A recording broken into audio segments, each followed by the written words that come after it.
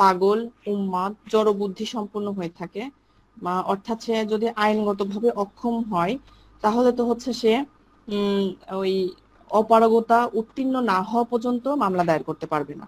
ঠিক আছে?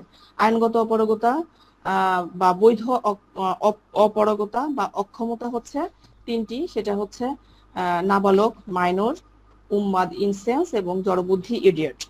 এই তিনটা হচ্ছে আইনগত অপারগতা বা বৈধ অপারগতা তিনটি। সেটা হচ্ছে নাবালক, মাইনর, উন্মাদ, ইনসেন্স, ইডিয়েট হচ্ছে জড়বুদ্ধি, ইডিয়েট।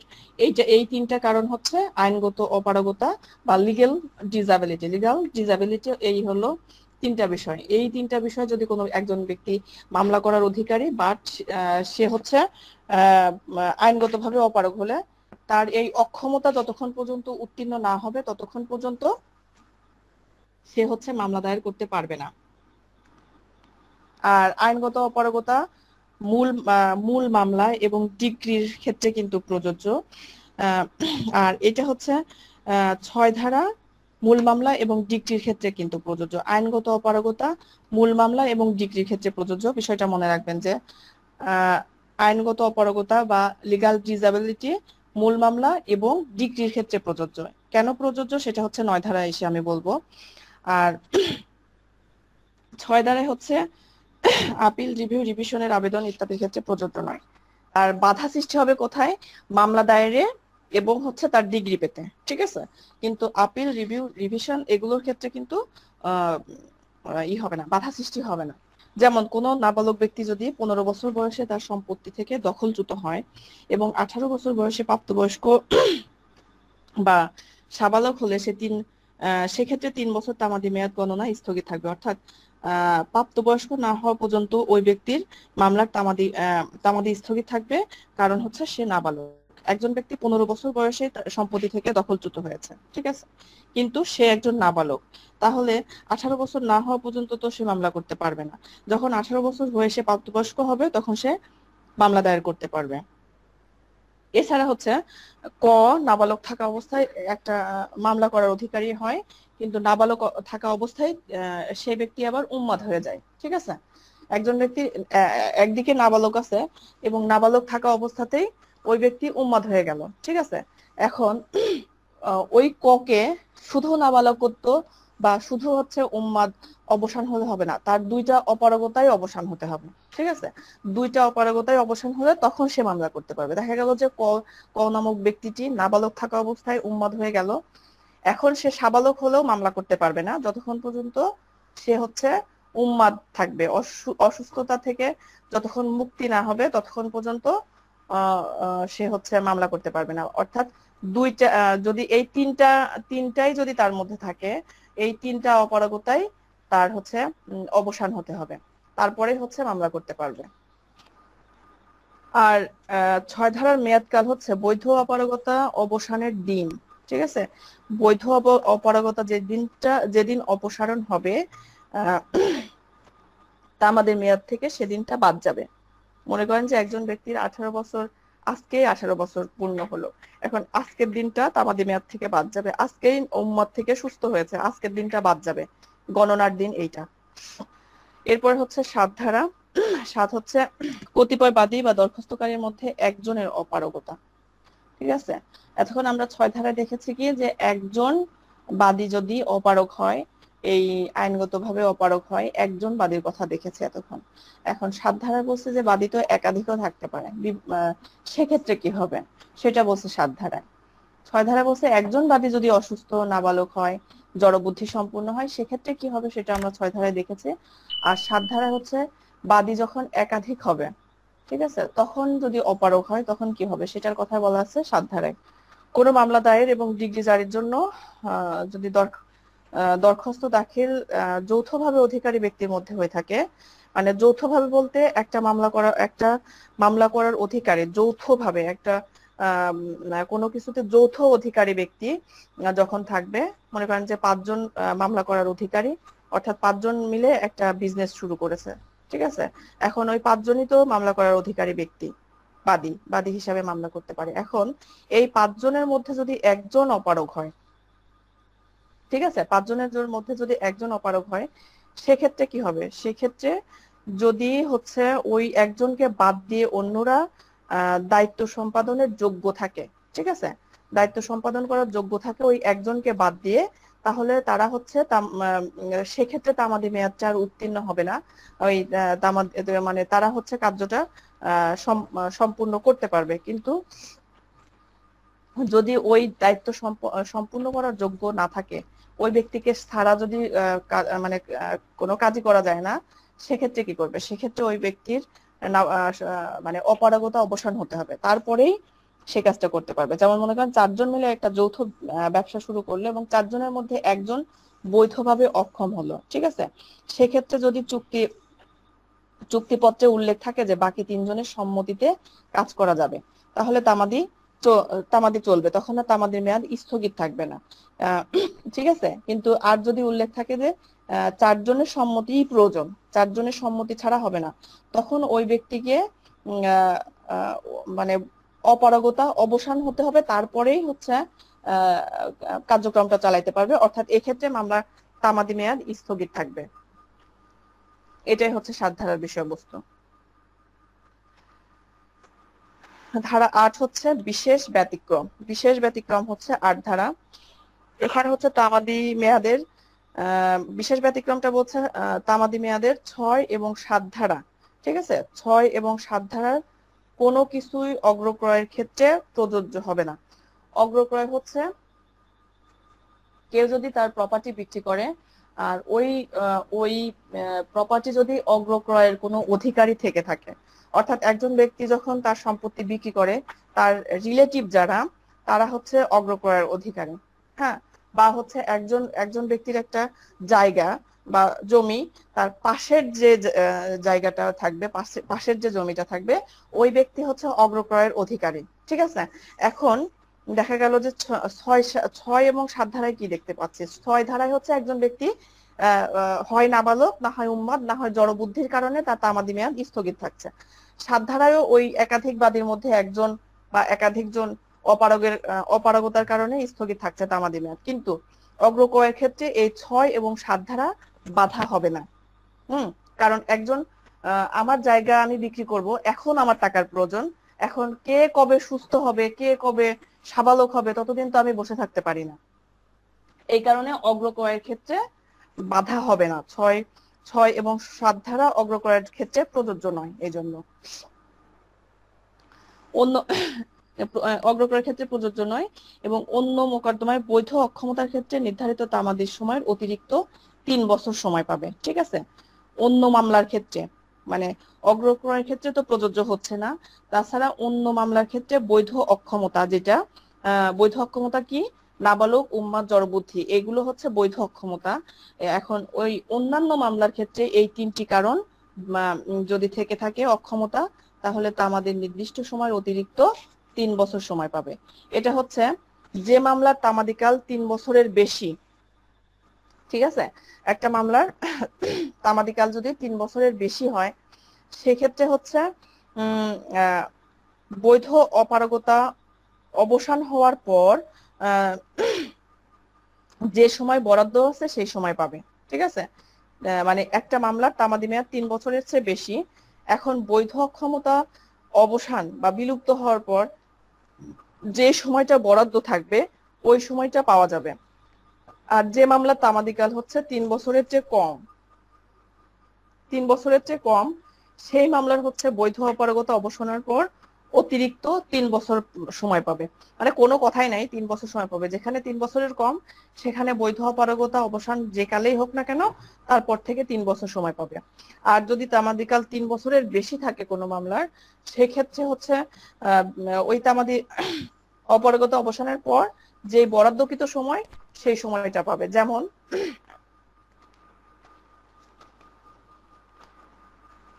যেমন হচ্ছে বংশগত পদ লাভের অধিকারের মামলা করতে হয় 12 বছরের মধ্যে, ঠিক আছে। এখন আমরা দেখেছি কি, যে মামলা তামাদি মেয়াদ 3 বছরের বেশি, ঠিক আছে, এটা কিন্তু বেশি, 3 বছরের বেশি। বংশগত পদ লাভের মামলা তামাদি মেয়াদ 3 বছরের বেশি, মানে হচ্ছে 12 বছর এখানে। এখন আইনগত অক্ষম ছিল একজন ব্যক্তি 11 বছর, ঠিক আছে, 11 বছর ছিল। তাহলে এখন যেহেতু এখানে 12 বছর তামাদি মেয়াদ, এখন যেহেতু 11 বছর পরে সে সুস্থ হয়ে গেল বা সে সক্ষমতা অর্জন করলো, তাহলে তার হাতে বাকি থাকলো 1 বছর, সেই বছরটা কিন্তু সে পাবে। আর এক্ষেত্রে আদালত আরো 2 বছর সময় বাড়িয়ে তাকে মোট 3 বছর সময় দেবে।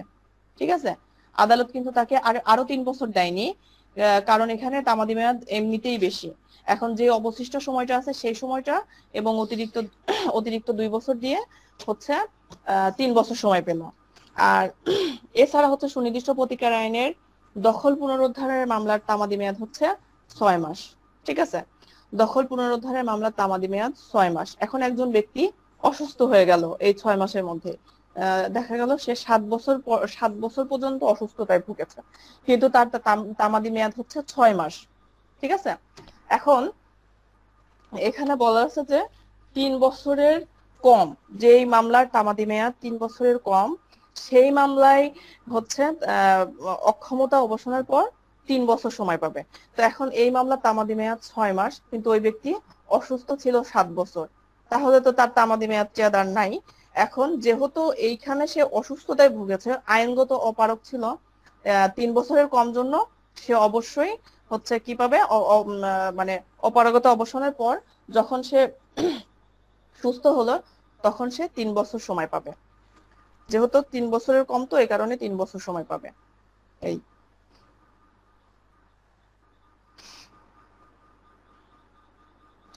এরপর হচ্ছে ধারা 9। ধারা 9 হচ্ছে সময়ের অবিরাম চলন। সময়ের অবিরাম চলন, কন্টিনিউয়াস রানিং অফ টাইম। এটা হচ্ছে একবার যদি তামাদি গণনা শুরু হয়, তাহলে কোনো অপারগতা বা অক্ষমতা মানে প্রতিবন্ধকতা সৃষ্টি করতে পারবে না। ঠিক আছে, স্থগিত করতে পারবে না, মামলা বাধা প্রদান করতে পারবে না, এটাই বলছে 9 ধারাতে। তাহলে 9 ধারাতে কি, মামলা যদি একবার মামলা করা হয়ে যায়, ঠিক আছে, আমি যদি মূল মামলাটা করে ফেলি, হ্যাঁ মূল মামলা যেটা, তারপরে যদি আমি অসুস্থ হয়ে যাই, সেক্ষেত্রে কি হবে, সেক্ষেত্রে আর আর হচ্ছে বাধা সৃষ্টি হবে না, মামলা চলমান থাকবে। ঠিক আছে, কিন্তু বাধা হবে কোথায়, ডিক্রি প্রদানের ক্ষেত্রে। কারণ ওই যে 6 ধারা পড়ানোর সময় বললাম যে 6 ধারা আইনগত অপারগতা মূল মামলা এবং ডিক্রির ক্ষেত্রে প্রযোজ্য। ঠিক আছে, মূল মামলা এবং ডিক্রির ক্ষেত্রে অপারগতা প্রযোজ্য, অন্যান্য ক্ষেত্রে প্রযোজ্য নয়। এখন হচ্ছে 9 ধারায় বলছে যে সময়ের অবিরাম চলন, কন্টিনিউ চলতে থাকবে। আমি মামলা করেছি, এখন মনে করেন যে আপিল, রিভিউ, রিভিশন যেগুলোই করি না কেন সেগুলো চলতে থাকবে, কিন্তু অক্ষমতা মূল মামলা এবং ডিক্রির ক্ষেত্রে বাধা হবে। তাই এখানে হচ্ছে ডিক্রি হবে না, কিন্তু ডিক্রি হবে না। তাছাড়া বাকি অবশিষ্ট যে কার্যক্রমগুলো সেগুলো চলমান থাকবে 9 ধারায়।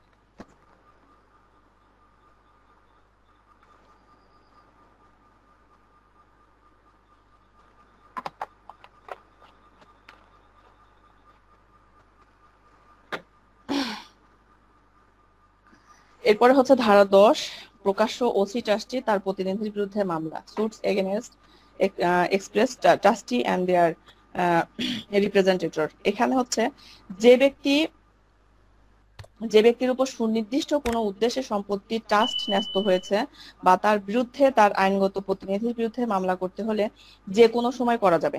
মানে ট্রাস্ট ট্রাস্ট কিন্তু ট্রাস্ট ওসি বা ট্রাস্টি তার প্রতিনিধির বিরুদ্ধে যে কোনো সময় মামলা করা যাবে। মানে যার উপর ট্রাস্টকৃত সম্পত্তি পরিচালনার ভার দেওয়া হয়েছে, সে যদি ওই সম্পত্তির শর্ত বা মালিকানা আত্মসাৎ করে, ঠিক আছে, একজন ব্যক্তির ওপর যদি ট্রাস্টের সম্পত্তি পরিচালনার ভার দেওয়া হয়ে থাকে, আর ওই ব্যক্তি যদি ওই সম্পত্তি আত্মসাৎ করে, ঠিক আছে, সত্ত্ব বা মালিকানা আত্মসাৎ করে, তাহলে ওই ব্যক্তির বিরুদ্ধে যে কোনো সময় মামলা করা যাবে। ঠিক আছে, এখানে কিন্তু তামাদি বাধা হবে না। 10 ধারায় তামাদি বাধা হবে না। কেন হবে না? কারণ হচ্ছে যে ব্যক্তিকে ট্রাস্ট পরিচালনার ভার দেওয়া হয়, সে হচ্ছে যখনই সত্ত্ব আত্মসাৎ করবে তার বিরুদ্ধে যে কোনো সময় মামলা করা যাবে 10 ধারায়। আর 11 ধারা হচ্ছে বৈদেশিক চুক্তির উপর মামলা, সোর্স অন ফরেন কন্ট্রাক্টস। বিদেশি সম্পাদিত চুক্তির উপর বাংলাদেশের যেসব মামলা দায়ের করা হয়, সেসব মামলা তামাদি আইনের 1908 ধারা বিধান অনুসরণ করবে। তাহলে বৈদেশিক চুক্তির উপর যে মামলাগুলো করা হয়, সে ধারা সেই সেই মামলাটা উনিশশো 1908 সালের তামাদি আইনের যে বিষয়গুলো আছে সেই বিষয়গুলোই অনুসরণ করবে। চুক্তিটা হোক বাংলাদেশে না হলে যদি বাংলাদেশের বাইরে বিদেশে করা হয় সেটাও হচ্ছে এই তামাদি আইন 1908ই অনুসরণ করবে। এরপর হচ্ছে 12 ধারা 12 হচ্ছে আইনগত কার্যধারায় যে পরিমাণ সময় গণনা থেকে বাদ যাবে, ঠিক আছে। Exclusion of time in legal proceeding 12 ধারা, এখানে বলছে আইনগত কার্যধারায় যে পরিমাণ সময় গণনা থেকে বাদ যাবে, সেই মানে যে সময়গুলো গণনা থেকে বাদ যাবে সেই সময়গুলো কোনগুলো, সেটা হচ্ছে শুরুর দিন, অর্থাৎ মামলা করার কারণ যেদিন উদ্ভব হবে সেই দিনটা বাদ যাবে, ঠিক আছে। মামলা করার শুরুর দিন, যেদিন মামলার কারণ উদ্ভব হবে সেই দিন বাদ যাবে। শেষের দিন, রায়, ডিক্রি, আদেশ ইত্যাদি ঘোষণা যেদিন দেবে সেই দিনটা বাদ যাবে। আর নকল সংগ্রহের দিন, রায়, ডিক্রি ইত্যাদির নকল সংগ্রহের জন্য যে সময়টা ব্যয় হবে সেই সময়টা বাদ যাবে। রোয়েদাদের নকলের দিন, অর্থাৎ রোয়েদাদ বলতে সালিসের মাধ্যমে যে রায়টা হয়, সালিসের রায়কে রোয়েদাদ বলে, ঠিক আছে। এখন রোয়েদাদের দরখাস্ত নাকচ হলে রোয়েদাদের নকল সংগ্রহের দিন, মানে যে দিনটা ব্যয় হবে সেই সময়টা বাদ যাবে। তাহলে 12 ধারায় আইনগত কার্যধারায় যে পরিমাণ সময় গণনা থেকে বাদ যাবে সেটা হচ্ছে মামলার শুরুর দিন, শেষের দিন, নকল সংগ্রহের দিন, রোয়েদাদের নকল সংগ্রহের দিন, এই দিনগুলো বাদ যাবে। আর তামাদি গণনা শুরু হয় হচ্ছে 12 ধারায়, তামাদের মেয়াদ গণনা হয় হচ্ছে 12 থেকে 25 ধারায়, ঠিক আছে। তামাদির গণনা শুরু হয় 12 ধারায় আর তামাদির মেয়াদ গণনা হয় 12 থেকে 25 ধারায়। এরপর হচ্ছে 13 ধারা 13, বাংলাদেশ এবং কয়েকটি এলাকা থেকে বিবাদীর অনুপস্থিতিকালীন তামাদিকাল গণনা থেকে বাদ যাবে। Exclusion of time defenders absence from Bangladesh and certain other territories. এই 13 ধারাটা শুধু বিবাদীর ক্ষেত্রে প্রযোজ্য, ঠিক আছে। 13 ধারাটা শুধুমাত্র বিবাদীর ক্ষেত্রে প্রযোজ্য, বাদীর ক্ষেত্রে প্রযোজ্য নয়। এটা কোনো অবস্থাতে বাদীর ক্ষেত্রে কিন্তু প্রযোজ্য হবে না। 13 ধারা প্রযোজ্য হবে বিবাদীর ক্ষেত্রে। বাদী বাংলাদেশের বাইরে অবস্থান করলে তার প্রতিনিধির মাধ্যমে মামলা দায়ের করতে পারবে, ঠিক আছে। বাদী যদি বাংলাদেশের বাইরে অবস্থান করে তাহলে তার যে অন্য কোনো প্রতিনিধির মাধ্যমে মামলা দায়ের করতে পারবে। আর বিবাদী বাইরে অবস্থান করলে কোনো চলমান মামলা স্থগিত রাখার জন্য এই ধারা প্রয়োগ করা যাবে না, ঠিক আছে।